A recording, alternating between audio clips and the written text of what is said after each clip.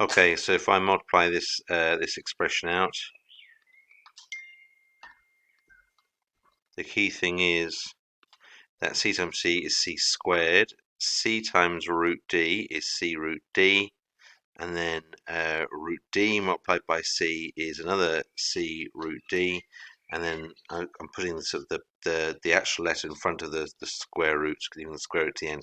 So d root d by c gives me root d times with c, but I'm just put them with c first, okay? And then lastly, root d multiplied by root d. So root d multiplied by root d, or you might want to write that as root d all squared. The key thing is we know it's equal to d, so we have c squared, we have two lots of c root d, and we have this d root d all squared, which is equal to d. Now, I haven't checked the back of the book, but I don't see anything else you can do to that. You can't simplify it any further. You can, each of these three parts, you can put them in different order, but it's still going to be a c squared and a d and a two lots of d root, sorry, two lots of c root d.